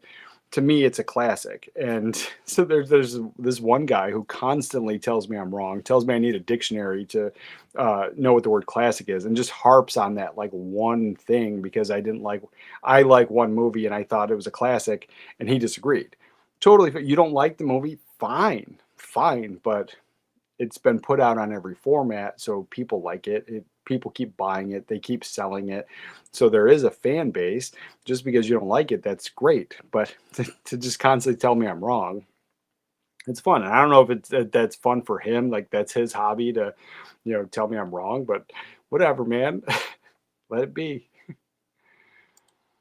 I still haven't watched Gone with the Wind in its entirety. It's a long one.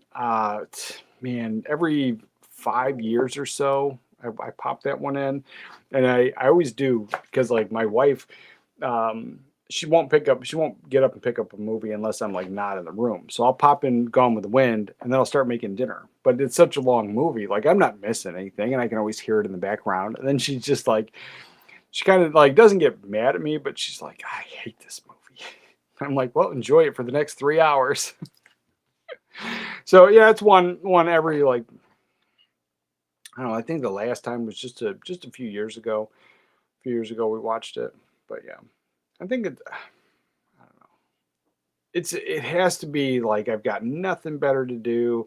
I've seen it before. Generally, it probably would have been a one and done, but I do enjoy it. But it is one of those things like I like to break it up too. I don't like to fully watch it. But then like another long movie that I'll watch in its entirety, and then I get kind of frustrated because back in the day they had an intermission in the middle of it, and so that plays in the film. Is Chitty Chitty Bang Bang with Dick Van Dyke. I love that film. I've loved it since I was a kid, and like anytime we do watch it, I don't feel like it's a super long movie, but Gone with the Wind, I'm like, oh, time to watch this. Or even like Lord of the Rings. I think Lord of the Rings is fantastic, but we have like the extra extended editions. Oh, you can't see, they're down there. The big leather bound like extended editions, and so we have that. So it's already long movies with the extended editions, and then it's like I'm like, oh, we're gonna watch Lord of the Rings now, and then we make an event out of it. But I'm like, I'm already preparing myself. These are super long movies, but other long movies like that, I'm like, it just for me it flies. So it is one of those things. But yeah, Gone with the Wind. I mean, there's no judgment. If you don't watch it, don't watch it. You don't like it, you don't like it. Talking about live action Disney, I refused to watch Mulan. Oh, me too. No Mushu Dragon. Yep, I refused. And I don't mind changing stuff. Like change it so it's not the same as the cartoon, but then also give me some familiarity. Like give me the characters. Like I don't know what they were trying to do there. But finally watched it and thought it was excellent, just different enough. Oh well, maybe I was in the same boat you are, so maybe I'll give it a whirl. But like I said, like there was no Mushu, and it just felt like just another, just any other movie. It didn't feel like Mulan. What's your favorite scene in a comedy where the main character overheard something advantageous? Oh man, I hate when you do this. I can't recall. There's so many scenes. I mean, there's probably a bunch of Chevy Chase movies like that. I don't know. I hate being put on the spot. Trying to think. Something advantageous. There's Once Upon a Crime with John Candy and Jim Belushi, and there's a huge cast, wonderful cast there. But there's I think Annie Potts is in it. I think Annie Potts is in it. And so there's a woman having an affair, and they're trying to catch her, and then John Candy is in the air duct, but then they turn on the air conditioning super high, and then he gets kind of frozen, but then they overhear something. I like that scene. I always like that scene because he gets it wrong. He gets the information wrong, and he thinks that she's with somebody else, and so like he doesn't even get the information right. And so I like that one. I think that's a good scene. But yeah, Once Upon a Crime, I think it's a fantastic comedy.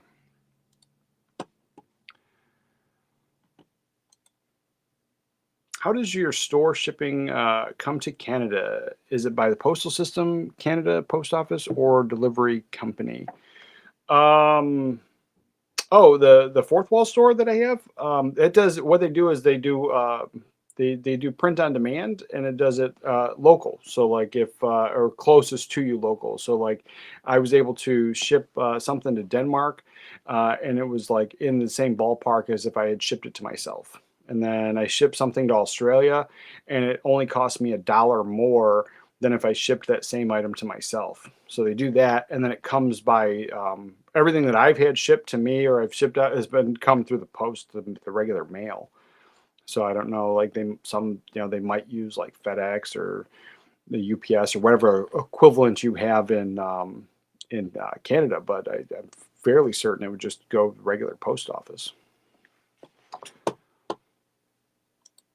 Oh, and that's the thing. Well, to bring it up. So the fourth wall store, if you buy anything in the store, like there's the Halloween stuff going on, and that's going to carry out because the government shutdown. I decided to delay it because I didn't buy any of the Halloween merch myself. But if you spend over $50, you get a free month's membership on the fourth wall store. So you get that, and then the fourth wall membership is just like Patreon. So we do videos over there, and then once a month I do a Zoom call. So if you want to be a participant in that, I put out a link, and just like this, we just hang out, but it won't be live. Just chat, and then I put it out to all the members, and so whoever shows up shows up. And I had a great Sithabrick and I had a great 3-hour conversation the other night, and it was just super fun. So yeah, that stuff is available, and if you do spend over $50 in the store, you get a free month membership, and that's always. I find most of those fancy art house and foreign movies to be painfully boring. And there are some. Like I have some art house movies that I enjoy and some foreign movies that I enjoy, but I know not all of it is wonderful. And there's been stuff that I've just been kind of not really turned off by, but I'm like, this is kind of boring and I'm over it. But it gets highly recommended by other people, and so I give things a shot. And so it's not all for me. And I think I have more kung fu films than I have foreign films. And I know over there I have foreign films, and a lot of them are like, let's see, DVD still. 1, 2, 3, 4, 5. I got 5 DVDs. 2 are bootlegs that I got from eBay, and they're just regular foreign films. They're nothing special. But then like people are like, oh, you got to watch this special Criterion edition version. Yeah, it's like some of them are cool, but they're not all for me. But if it, like there's great foreign films that are just fun. Like there's this exploitation stuff that happened in the 70s. There's even the horror. Like I'm getting into some of the like Korean horror and Japanese horror. I'm into some of that now. That stuff's interesting. But yeah, some of the art house stuff, it's just, I don't know, different culture, different mindset. It was a very enjoyable chat, almost like meeting at a pub without the hangover. Very true. It was great. It was a good time. Let's see. Have you seen? There's something about Harry, Alfred Hitchcock, and quite humorous. The absurdity of the whole film is the funny part. No, but I will now. Something about Harry. Wait. No, you talking about The Trouble with Harry? Right? Is that the name of the movie, or am I wrong? Let's see. Because The Trouble with Harry, I think that's the one. Let's see. That the guy's dead.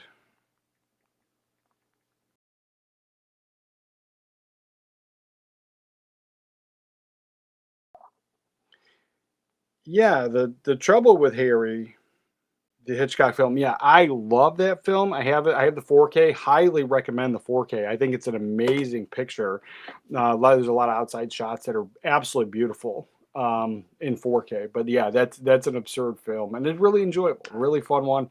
A very, I think, underrated Hitchcock film for sure. Let's see.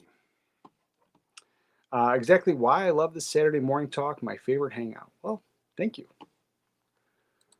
Let's see. Yeah, sorry, trouble with hair. Yeah, fantastic. And I'm telling you, the 4K is amazing. It's a good. It's not a laugh out loud, but it's like you said, it's absurd. It's absurdly funny. It's very humorous. And for Hitchcock, it's a little different, But I freaking love it. I think it's great. So Harry's dead, and like the whole town kind of stumbles upon Harry being dead, and then they all kind of think he did it. They did it. They had a motive for it, and so it's just I love it. I think it's great. Yeah, I might want to rewatch that. It's a great fall movie. It's a great fall movie. I got to rewatch that again. Like I'm gonna probably add that to the watch list today. Yeah, he's dead, and everyone just goes on with their life and ignore him. Yeah, it's great. It's great. Yeah, they just leave him there. Like it's funny. And I don't think he has shoes at one point. He doesn't have shoes.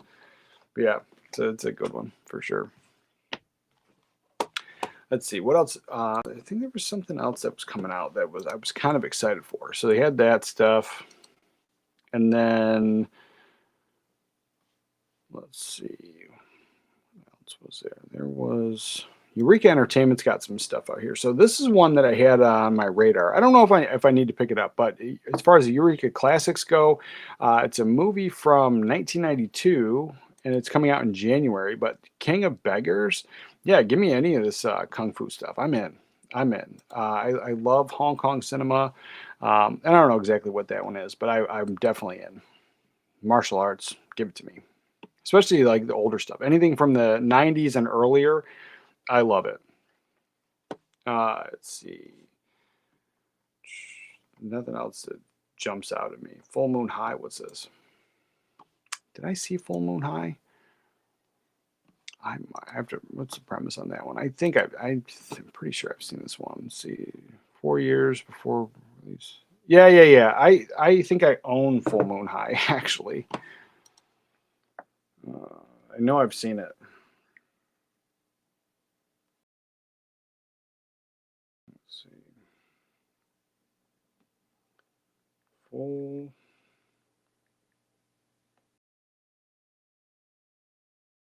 I don't own it, or I didn't scan it, but I know I've watched it. Got that. This one I'm actually excited for. I think we've talked about it before, but I'm stoked about this release of the John Woo The Killer with Chow Yun Fat. Pretty sure that's who it is. Hong Kong Cinema Classics. I'm in. Yeah, Chow Yun Fat. Coming out from Shout Factory in December. So it's on that higher price tag for a pre-order. But yeah, that's something I really would like to pick up. I don't know if I need to pick up the Shout Select or if there's another version of this movie, but I do think I want to pick that one up at some point. And then I don't know. There's all this stuff that's going on with Shout. I know a bunch of people are making videos. There's a lot of speculation. Stuff's going on, but yeah, I don't know. I don't know what's going on with that. I'm curious. I kind of think that they're just not going to sell stuff from their store anymore, and they're going to sell it through all the third-party people.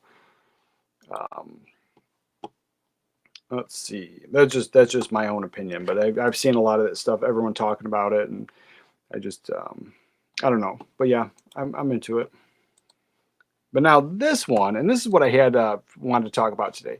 So there's a lot of these older films, and they might not be for you, but there's schlocky B movies, the horror movies, you know, stuff that would be on like Up All Night with Rhonda Shear, and things you'd find like maybe find on a Saturday, but it would be streaming or not streaming. It'd be on like cable or one of those like movie channels, and it would be, you know, like after the kids go to bed, so 9 o'clock, 10 o'clock, that stuff, and this stuff would be on. And so I remember watching this when I was a teenager, not this movie specifically, but this type of stuff.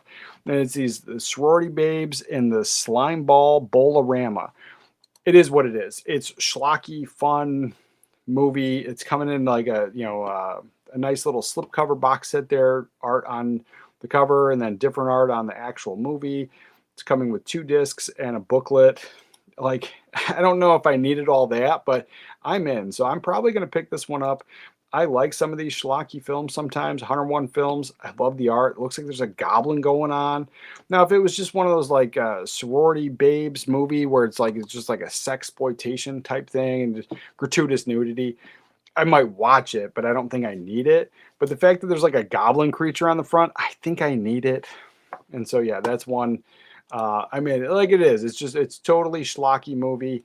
But sometimes you need that. And like you know, there's a day that I can just watch nothing but Hitchcock films and have like some culture under my belt when I watch a movie. And sometimes I just need something stupid and goofy to laugh at. And you know, when you've seen a lot of movies, something like this that I haven't seen before, that's an easy pickup for me. Easy pickup. If I don't like it, I can easily get rid of it. But it's one of those things that, yeah, I'm gonna be grabbing it for sure. There's that one. There was another one I think that was like that too. There's a lot of horror films. Yeah, this one. So this is one I've never seen, and the British label's putting this out. So I don't know if it's been out. I'm sure it's been out before other releases somewhere else. But this is a Joe Dante film. Seems like, let's see, The Creeps, something I've never seen, and it's from this year, so 2025. Dazzler Media 2025. Yeah, so The Creeps, Joe Dante, Christopher Lambert. Yeah, give me this movie. Gremlin size trouble, monster size horror. The Creeps. Yep, I'm in. I another one schlocky goofiness. Christopher Lambert, you sold me. Joe Dante, you sold me extra. So yeah, I'm gonna be picking up both of these. I don't know if I need it, you know, day one, but I definitely want to grab that film or at least watch it. Like maybe I don't need it. Maybe I just need to watch it and get that. But there's a lot of stuff coming out. This one here is an older release that's been put out. So Shameless. This is one that we almost never talk about. It never comes up. But Shameless. What is it? Shameless Entertainment. It's a label. I love the yellow. Obviously, yellow is my favorite color. So a lot of their cases now. Obviously, the 4K is coming in black and white here, but all of their Blu-ray cases, it says Shameless Entertainment, but the entire case is yellow. And so I'm a big fan. I don't own any of their stuff because so far, none of their stuff has been something I was like, I have to have that. But I've always been familiar with this label.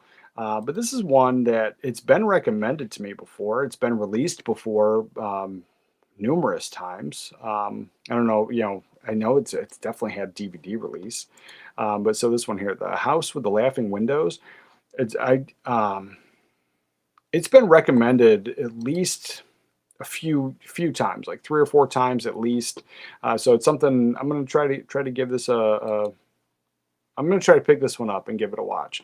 So I don't know if I'm going to love it, but again, like it's been recommended a bunch. Let's see, got that. I love Sorority Babes. Such a cheese fest. Yeah, it's like that stuff is so much fun for sure.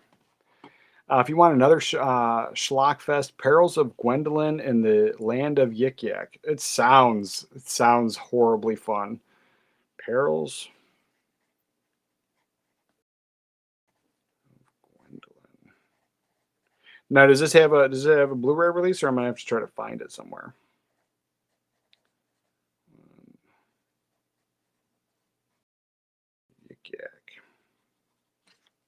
Yeah, that's something. It sounds fun. But like I'm not the thing is like I say like sometimes I'm not in the mood. I can just watch generally any movie. The schlocky stuff I kind of have to be in the mood for. And I'll go through a stint where I'll just watch a bunch of schlocky stuff. Like if I'm in the mood to watch Hell Comes to Frogtown, I'm watching all of it. Yeah.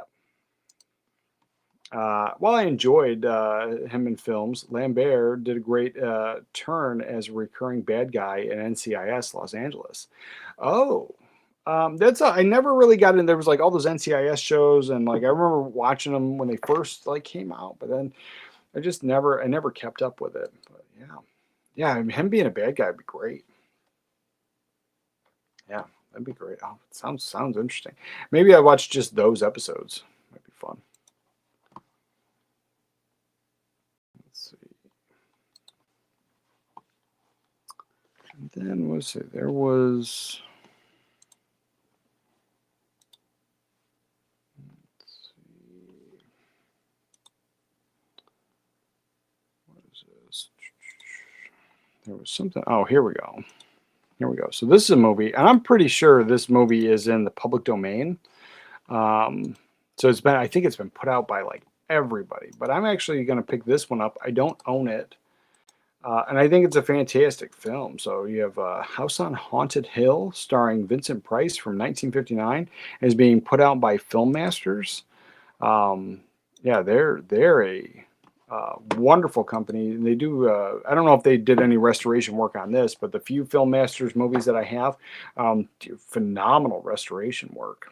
And where like they even show in like one of them, at least that I have, that they show a side by side of like the deteriorated film and it playing, and then they show the restoration and it playing, and it's just amazing. And I don't know what they do to fix it but it looks amazing. So yeah, they do amazing work. Small label from what I understand, but yeah, this is one solid pickup. I need to have this in my collection, I think. And it's coming out via pre-order price pending. But as far as I remember, like I don't think the Filmmaster stuff was ever too crazy expensive. But yeah, that's going to be a day one purchase. And they do a few different. They do like the regular Filmmasters line. They do some older stuff, but then they do this one here, and it's like what is it called? Let's see. Restored in HD Film Masters. Yeah, their archive collection. So yeah, and that's going to be limited. So yeah, if you're interested, I'd pick that up sooner than later.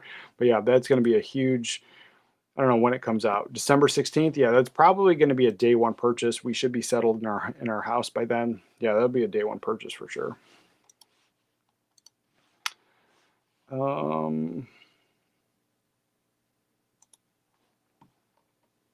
Yeah, a lot of the horror movies coming out because of October. And something like this here, see, from 1971, The Devil's Nightmare. When I used to work at the video rental store and we'd put this stuff back, like October was always a crazy time because it was always these horror movies that like nobody ever rented like all year round. Now, generally, your top ones like Amityville Horror, The Exorcist, Nightmare on Elm Street, Friday the 13th, like those would get rented throughout the year. But stuff like this, and like I don't even know what this one's about. I've never seen it, but it's coming out from Mondo Macabro from 1971. It's probably, I'm pretty sure it's all foreign language, right?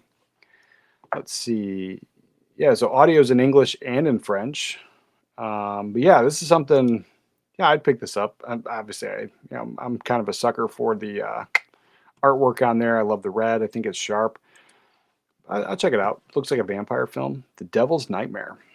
I'm in. Check out some of that stuff. Even though I've never been a huge horror hound, like I don't think I need Hack-O-Lantern, but it's a movie that it might be worth it for you. But some of these movies like Hack-O-Lantern, even though I'm glad they're restoring it, I'm glad it's being put out on Blu-ray. It's something that I think that some of these movies might do better on the older format. Now, I get not everybody has VHS, not everybody has a VCR anymore. I do. And it's one of those things as being a movie collector. I think some of the movies play better on that older format. And, maybe it's because that's the way it was designed. That's how it was recorded. You're getting a 4:3 picture on a lot of this older stuff.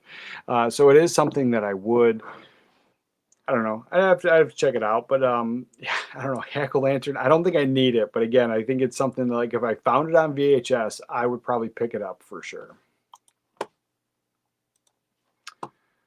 Let's see, what's this one? Hillary and Jackie, Emily Watson, and Rachel Griffiths.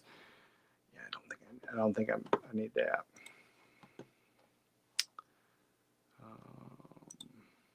Let's see. Secret Mall Apartment. Is this based on that true story? I worked in that mall. Yeah. In 2003, 8 Rhode Island artists created a secret apartment in the Providence Place Mall. I worked in that mall when I got out of the Navy. So yeah, that's something, because like I didn't hear about that. It was until after we moved out of Rhode Island that I had heard this story that they found like this like weird unfinished room, and it was like this like narrow like corridor thing they had to get down to get into it, and it was like up a ladder, and they found this room, they turned it into an apartment, they brought furniture, they had like a china cabinets, they had like big furniture somehow they got in there, and they lived there for like a while, and they didn't get caught for a long time. And so there's been documentaries on it, there's stuff on YouTube, but now that it's actually coming out into a movie, I don't know if I need it, or is this the documentary? Music Box Films will release Michael Townsend's Secret Mall Apartment, starring Michael Townsend. Oh, okay, so it's an actual movie. Yeah, came out last year. Yeah, I did not even know that it was a movie. Produced by Jesse Eisenberg and Jeremy Workman, or filmed by Jeremy Workman. Yeah, I definitely have to check that out.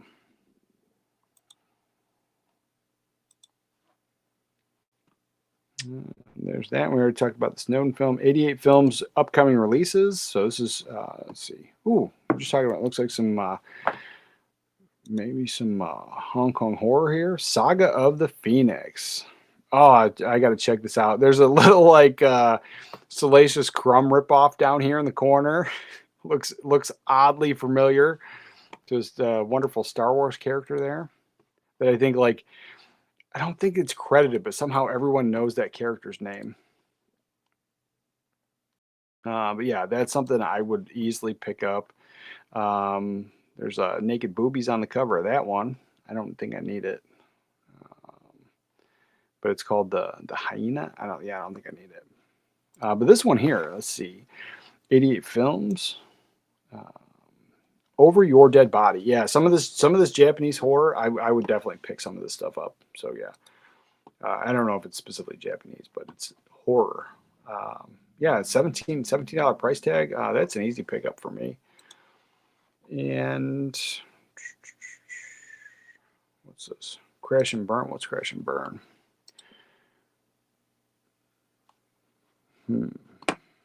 I don't know what this one is. Let's see. It's a movie from 1990. It says Unicron is a powerful organization overseeing most of the world after its economic collapse. They have banned computers and robots in an attempt to ensure life and liberty in the pursuit of economic stability, while Unicron's synth robot infiltrates the Southwest TV station and kills the manager. Yeah, I could watch it. I don't know if I need Crash and Burn, but I could totally watch it. And this one here, Don't Open Till Christmas. I don't have enough Christmas horror movies because, I don't know, in the past, I've been not really a stickler, but like I like Christmas. Christmas is great. You watch Home Alone, you watch, Planes, Trains, and Automobiles. Even though it's a Thanksgiving movie, you're going to watch that again, or at least I will. And there's a ton that I watch. I do watch Gremlins at Christmas, for sure. But I have opened recently into trying to watch more Christmas horror movies. Especially like, my wife goes to bed, my daughter goes to bed, and then I wrap Christmas presents, and then I watch like Christmas horror movies. Like last year I watched Krampus. The year before I watched Gremlins. I mean, but I like Gremlins. I could watch it anytime. But I watched the commentary while I was wrapping presents the year before. Let's see. What we got?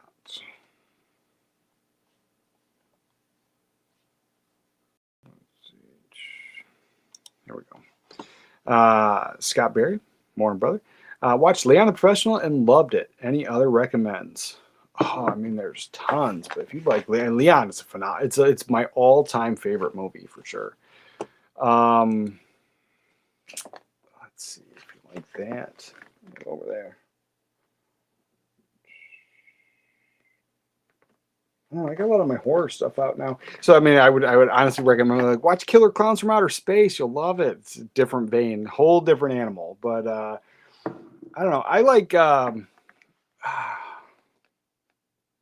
don't know. Like everyone says Nikita is the same thing. There's one movie very similar to it, and I'm pretty sure Luc Besson wrote that too. It was Femme Fatale with Rebecca Romaine Stamos. I think she's not Stamos anymore, but Rebecca Romaine. So she's in it. That's a good. I think that's a good one. Very underrated. I have the VHS. Interesting film, but it does fall into that. Generally, if you watch it once, you kind of know what's going on. So then maybe the rewatchability is not there, almost like The Sixth Sense in that. But it's not like such a huge thing like The Sixth Sense where I still have it on VHS, but I've never upgraded it. And I watch it every couple of years, like basically when I kind of forget, and then I watch it again. But yeah, that's one of those things that I would recommend. I'd recommend Femme Fatale. If you like in that same, you want to stick in that vein of like more of a serious kind of movie. But like right now, I'm into. I got some sci-fi ones over here that I want to talk about at some point, but I would recommend Next. That's in my sci-fi pile here. I'm gonna do a video including my sci-fi stuff. But Next with Nicolas Cage, he can see 2 minutes into the future. And it's interesting. It's an interesting film. I think it's underrated Nicolas Cage film. It's not phenomenal by anything else, but I enjoy it. I enjoy it enough. And in that same vein, if you have not seen it, I forget the name of it. Never mind. I forget the name of it. I had to import the Blu-ray from Italy, so it's this. I'll include it in my sci-fi video, so I'll include it in there. And when I do I think it's like 5 or 10 of my favorite sci-fi films. I'll include it in that, and I'll mention it. But it has to do with a camera. So they take this picture. They take a picture from the camera. This camera is like this huge, like it takes up this whole room, and it takes a Polaroid picture, but it takes a snapshot of the apartment across the way, and it sees the future. So it's like it does like a week or so into the future or whatever. And then so in that, the people find out that it is their apartment. So then they find out about the camera, and so then they use the camera to their advantage. Oh, it's an interesting one. It makes you think. So I like that. But then what's I have over here that I was going to talk about? I'd recommend, because I just don't remember the name of that one. But I'll when I talk about my list, I'll do that. Chain Reaction with Keanu Reeves and Morgan Freeman. That's a great one. That's a great one. I'd recommend. It's just do with like free energy kind of thing. Some, I like it. I like it. It's a good sci-fi one. But yeah, those are some good ones I would recommend. He played a Jackal-like character. Oh, I like that. Jackal's a good one too. Very underrated Bruce Willis film. Jack Black, he has a good part in that one. I watched it years ago on VHS. I don't know about Blu-ray. Yeah, I was like, I don't know. Favorite 80s McDonald's memory. Oh, Easy Day. So it was back in the day, you could get VCR tapes. You can get VCR tapes from McDonald's. And so like there was, and then sometimes they do the glasses. And so they would do that. But it was, we went to McDonald's, and then you get a meal, and for $5 you can get a movie. And so we did that. We did that. That was like the one time. But then like, growing up and moving out, like I didn't have that. And so I've actually been trying to collect all of the McDonald's VHS tapes. So I've been trying to collect those. I have a couple, and I haven't, like, I'm sure if I went on eBay, I could probably find it, but like I've been finding them local in thrift stores. And so like I have a couple. I have Ghost. I have Back to the Future. I have, I don't think I have the Indiana Jones ones, but I have a lot of Indiana Jones tapes, and there's a whole story behind that, but I have a lot of those. But then, Yeah, they released a bunch. They released a bunch. Oh, that kids cartoon Charlotte's Web. I always hated that movie, but that was a McDonald's one, and so I have that one as well. And it's like stamped on the back, like it's actually stamped McDonald's. It was printed that way. So yeah, I think that's probably my favorite because like we never got a lot of stuff, a lot of extra stuff. There was never extra stuff, and like if we went to McDonald's, that was already extra enough. And it was like I'm telling you, we probably went to McDonald's once a year, maybe twice a year. And like the second time would probably be like Christmas time, because it's like super hectic and busy, and Christmas shopping and trying to get all that stuff done. McDonald's was kind of a thing, but like yeah, we almost never got it. So McDonald's was already the extra, and so then on top of that, to get the tape, coolest memory. Um, let's see. Uh, Mac and Me dance sequence, oh, ridiculous. I should pick up that Vinegar Syndrome release, but I just didn't. I haven't picked it up yet, but yeah, it's something. The dance sequence is ridiculous. Mac and Me underrated. Yeah, it's one of those things. It's like I don't love it enough to want to get the Vinegar Syndrome, but I want to revisit it. I want to revisit it, so maybe I should. If you like Asian horror, Exuma is a really good Korean film. Has just about everything. I'll check that one out too. I'm not a huge horror hound, so like yeah, I've just been like, and I like some of the older horror stuff, but like The Grudge, I watched both. I think I like the other version better. I didn't the American version. I think Sarah Michelle Gellar was in it. It was whatever, but the whole thing like creeped me out. It got me. The Grudge got me.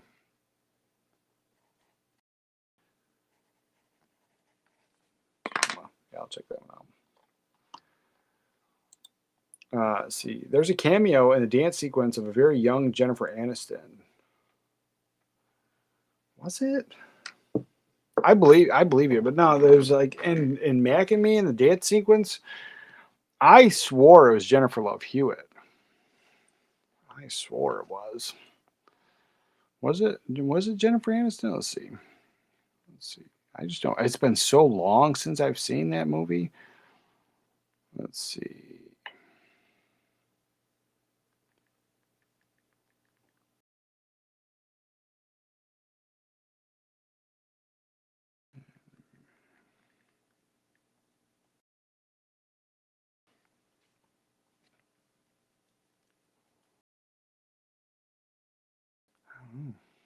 Oh, the internet's failing me already.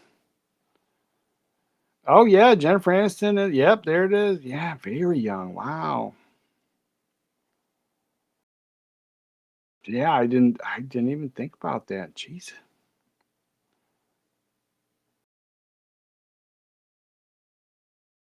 Yep. Yeah, apparently, yeah, yeah. Wow. I have to rewatch that. It's been a while. Yep, there's that. And I think there was. Let me just double check Twitter, and I think. Let's see.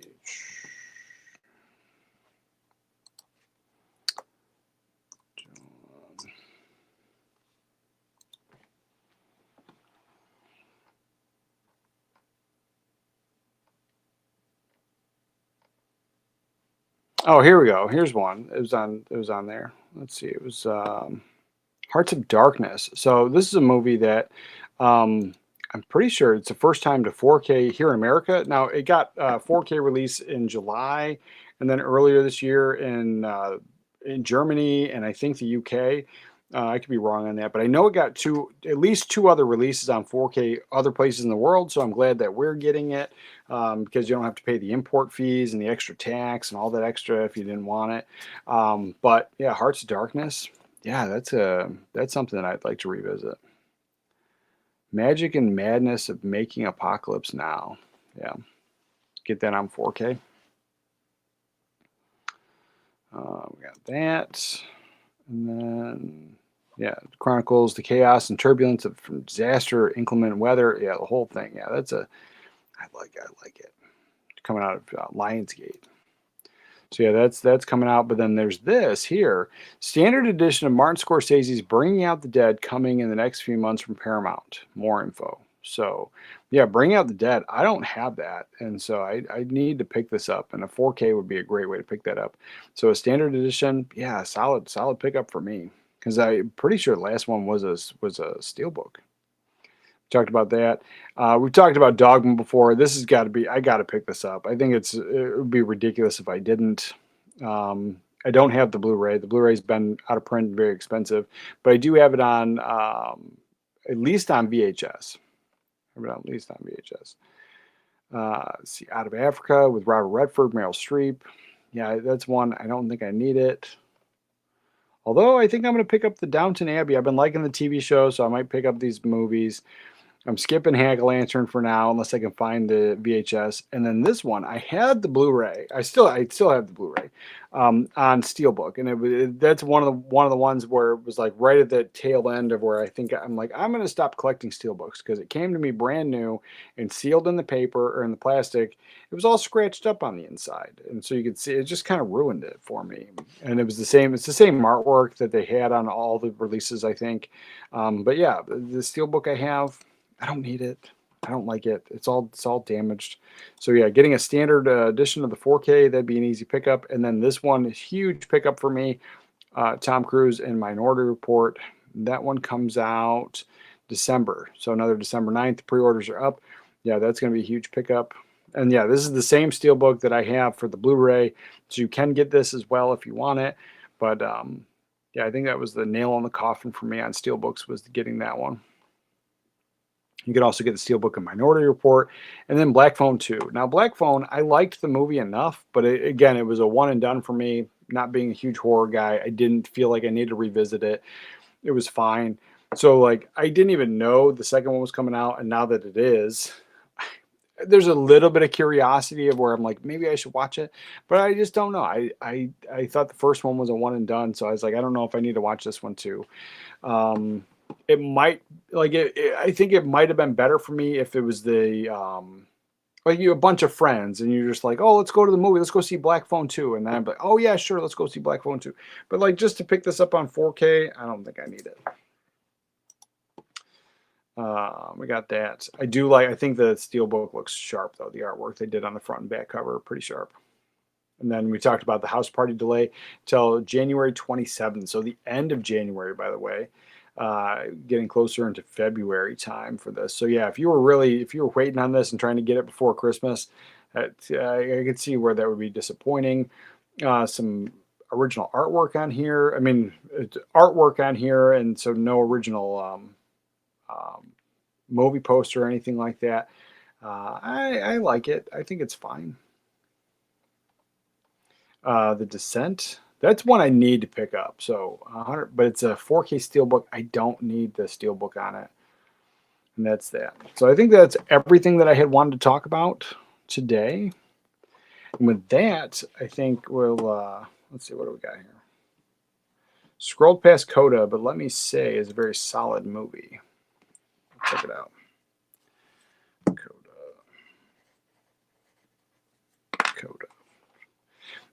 Thing is, I think Coda is something I would see and I don't need to own. But I think that's why I scrolled past it. What do we got? Christmas horror, Christmas bloody Christmas, kinda a Terminator style Santa Claus stupid fun. Okay, let's see. Christmas bloody Christmas.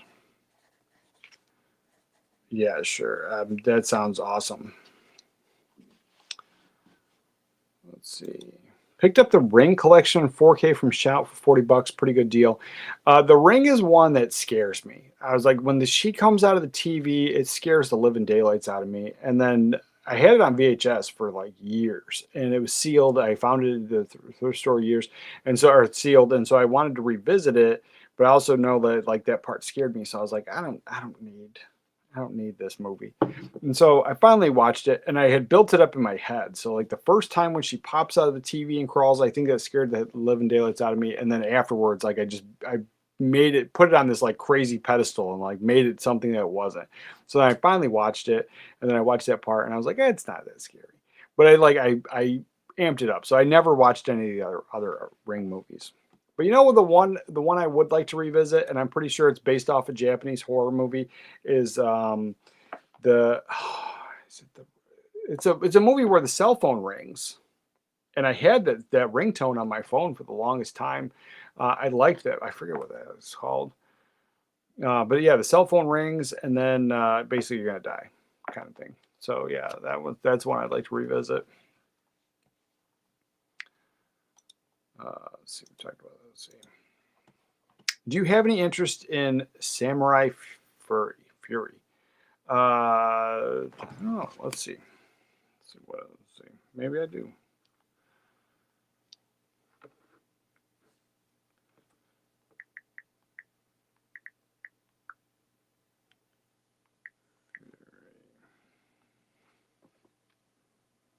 Yeah. Yeah, I'd watch this for sure. It gets a solid 6 out of 10 on IMDb, but comes out this year, it looks like. I love the artwork on there. The artwork is fantastic. So yeah, that's something I'd be into, but it doesn't say anything about the plot. It doesn't say what it's about. Unless there's like a different movie you're talking about. But yeah, this is something I'd watch this for sure.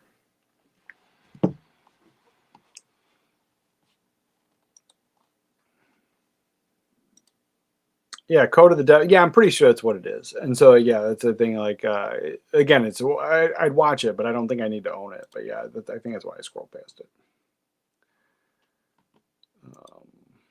It was the Best Picture winner. Yeah. On a different note, I'd love if they re-released the newer Planet of the Apes films. They add a spoken dialogue track for the sign language scene. That'd be cool. I like Planet of the Apes. I'm a big the two things, like I'm not a huge animal guy, but like I like octopus, like the giant kraken stuff. Like I'm into that. Like I love that animal. And then gorillas. So like Planet of the Apes movies, I'll watch those any day of the week. I like the old ones. I like the new ones. I like the Mark Wahlberg one. So yeah, I was like, I'd like those. I only have a couple like. I'd like them all on 4K. That'd be great. Even the old ones. I'd like the old ones on that, because I had the old ones on DVD only, and so I'd like to upgrade those. Yeah, it'd be great. Yeah. All right. So I'm gonna check these out. I got a big day ahead of me, and then like I said, Wednesday. They're coming to start packing our stuff up, so I still got a lot to do. So I'm gonna end it here, guys. It was super great. But remember, anything in the Fourth Wall store, if you do become a member, it's like Patreon. We do that stuff. But anything in the Fourth Wall store, there are discounts that are applied all throughout the season. And then if you buy anything over $50 or spend over $50, you get a free month's membership for that store. And there's that. But other than that. Shameless plug, and we do have our mugs as well. But with that, remember to watch a movie today, and I'll catch you guys next time.